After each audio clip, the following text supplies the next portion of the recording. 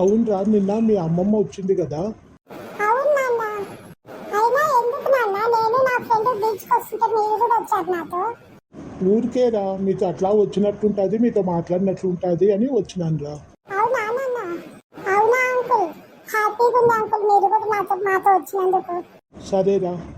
అవునరా, నిన్న మీ అమ్మమ్మ మాట్లాడుతూ ఉన్నారు కదా, ఏం మాట్లాడుతున్నారురా? అమ్మమ్మ ఏం మాట్లాడుతున్నదంటే, ఏం మాట్లాడుతుందిరా? అప్పుడు నువ్వెక్కడున్నావు? అమ్మ పని చేసుకుంటా హాల్లో ఉన్నారు, నేను నా రూమ్ లో ఉన్నాను. అప్పుడు వాళ్ళు మాట్లాడే మాటలు నాకు వినిపిస్తా ఉంటే విన్నాను నాన్న. ఏం మాట్లాడారురా వాళ్ళు? అమ్మమ్మ వచ్చినప్పటికీ నువ్వు సిగరెట్ తాగుతున్నావంట కదా నాన్న. చూసినారా వాళ్ళు? నీకెట్లా తెలుసురా? అసలు ఇంట్లో ఎవరికి కనిపించకుండా కదరా ఒక సిగరెట్ తెచ్చుకొని తాగుతాను, ప్యాక్ కూడా తెచ్చుకోను, అది ఎవరు చూడకుండా తాగుతాను. నాకేం తెలుసు నాన్న, అమ్మని అడుగుతా ఉంటే విన్నాను నాన్న. ఏమని అడిగిందిరా మీ అమ్మమ్మ? ఏమే సర్లా, మీ ఆయన బయట నేను లోపలికి వచ్చేటప్పటికి సిగరెట్ తాగుతూ కనిపించాడు.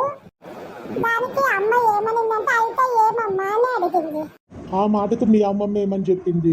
ఏమి అడగవా అని అమ్మమ్మ అంటే, అమ్మ తెచ్చుకుంటేనే ఒక్కటి తెచ్చుకొని దొంగతనంగా తాగుతాడు, నాకు నేను తాగేందుకు సిగరెట్ ఇంకొకటి ఇవ్వమని ఎట్లా అడిగేదమ్మా అని అమ్మమ్మతో అంటా ఉంటే విన్నాను నాన్న.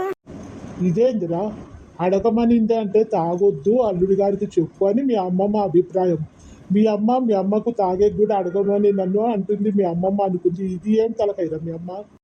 అవును కదా అంకుల్, ఎవరైనా మీరు తాగుతున్నారంటే మీకు వద్దని చెప్పమని వాళ్ళ అమ్మమ్మ చెప్పింటుంది.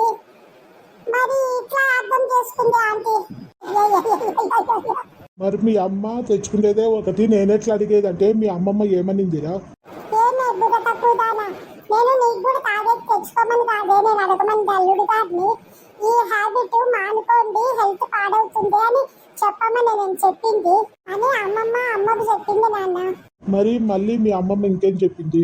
ఎలా బతుకుతావే నువ్వు, లోక జ్ఞానమే లేకుండా ఇలా ఉంటే ఎలాగే అని అమ్మకు చెప్పింది నాన్న. సరే నాన్న, నేను నా ఫ్రెండ్ ఆడుకునికి పోతాం నాన్న.